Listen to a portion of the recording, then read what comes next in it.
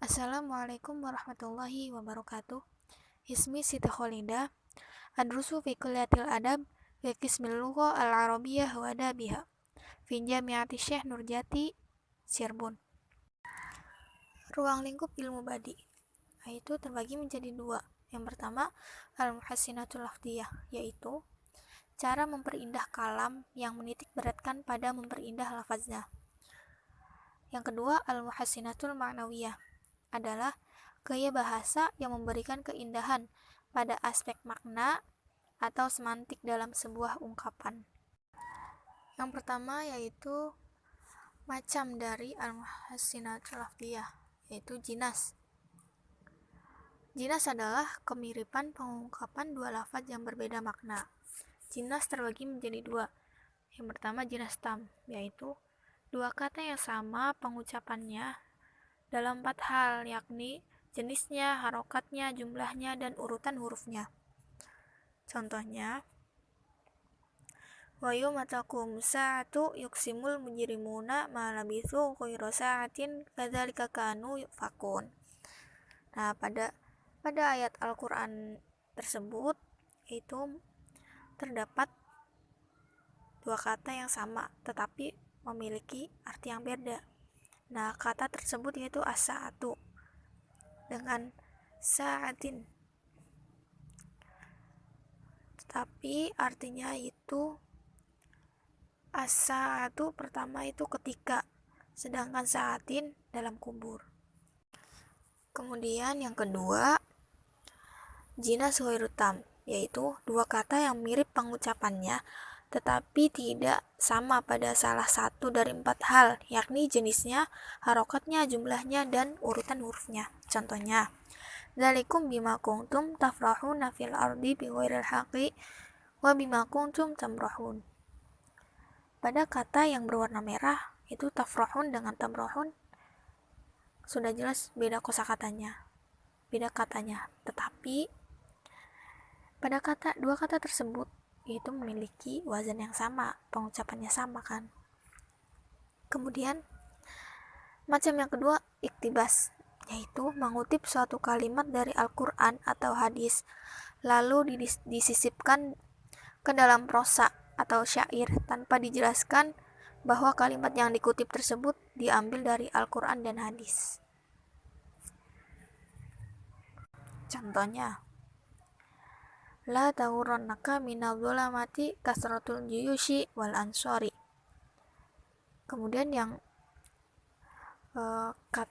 kalimat yang berwarna merah itu ayat Al-Quran, innama nu'akhiruhum liyaumin tashkhasu fihil absar. Macam yang ketiga yaitu as-saja. Saja adalah kesamaan huruf akhir pada dua susunan kalimat atau fasilah, baik bait, ayat, kalimat, atau penggalan kalimatnya. Saja terbagi menjadi 3. Yang pertama,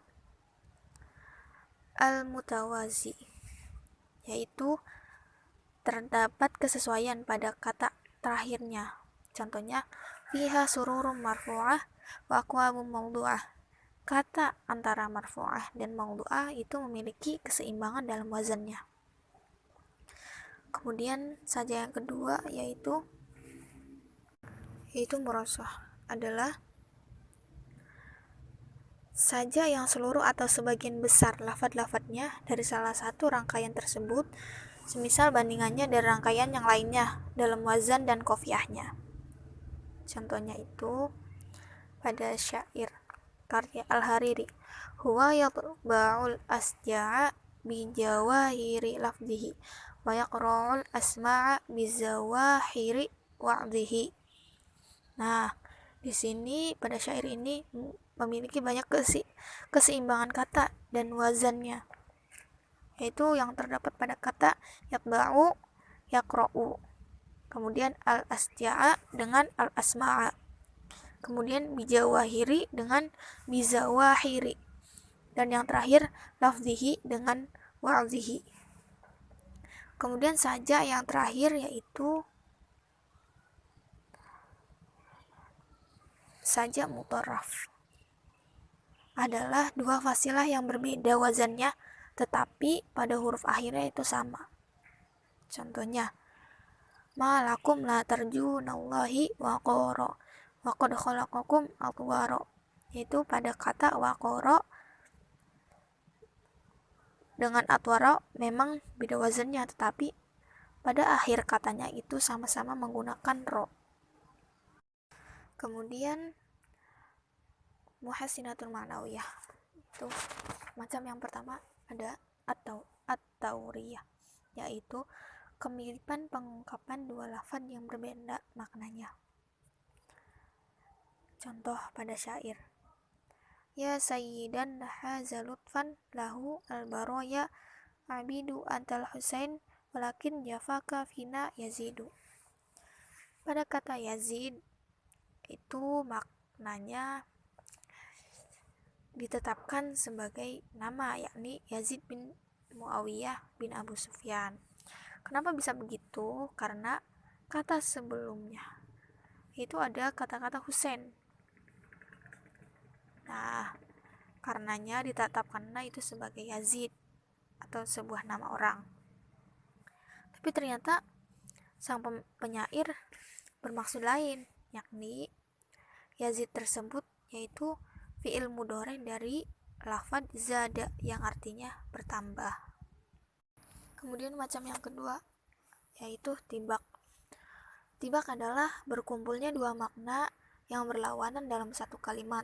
Contohnya, wa tahsabuhum aiqadhan wa hum ruqud, yang artinya dan kamu mengira mereka itu bangun padahal mereka itu tidur. Dua kata yang berwarna merah aiqadhan dengan ruqud. Aiqadhan yang berarti mereka itu bangun, sedangkan rukudnya tidur, begitu. Jadi dua kata tersebut itu berlawanan, tetapi dalam satu kalimat.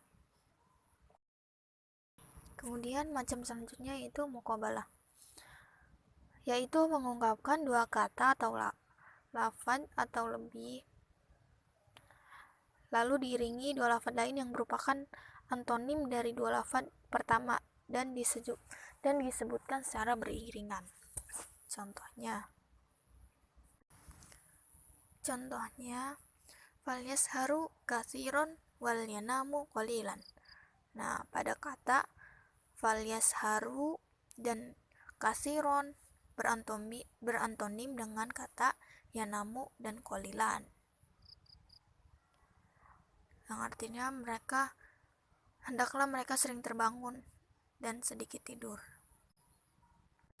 Kemudian husnul ta'lil adalah pengingkaran seorang sastrawan secara terang-terangan ataupun terpendam tentang alasan suatu peristiwa yang telah dikenal umum, dan ia mendatangkan alasan lain yang bernilai sastra yang sesuai dengan tujuan yang ingin dicapainya. Contohnya, kana ihtiraqud dari huznan alawiya bi ahliha, yang artinya terbakarnya rumah itu karena ia sedih ditinggalkan penghuninya. Kemudian uslub hakim adalah gaya bahasa yang disampaikan oleh seseorang dalam memberikan jawaban terhadap sebuah persoalan, dan jawaban tersebut keluar dari topik persoalan. Contohnya, yas'alunaka 'anil ahillah qul hiya mawaqitu lin-nasi wal hajj, yang artinya mereka bertanya kepadamu tentang hilal. Katakanlah, itu adalah petunjuk waktu bagi manusia dan ibadah haji. Nah, di sini ayat Al-Quran ini menunjukkan dua topik persoalan yang berbeda antara petunjuk dengan ibadah haji. Kemudian ta'kidu dzam bima yusbihul madah, yaitu mempertegas hinaan dengan nuansa pujian. Contohnya, fulan fasiku ala annahu jahilun. Fulan adalah orang yang fasik, hanya saja ia orang yang bodoh. Nah, itu hanya saja ia orang yang bodoh itu termasuk celaan. Kemudian yang terakhir adalah ta'kidul madah bima yashbihu dzam, yang artinya pengertiannya mempertegas pujian dengan kalimat yang merupai celaan. Contohnya, laisa bihi aibun siwa annahu la taqau al-ainu ala shibihi. Tidak ada cacat padanya selain bahwasanya mata ini tidak akan melihat orang yang serupa dia. Syukron ala ihtimamikum. Akhirul kalam. Wassalamualaikum warahmatullahi wabarakatuh.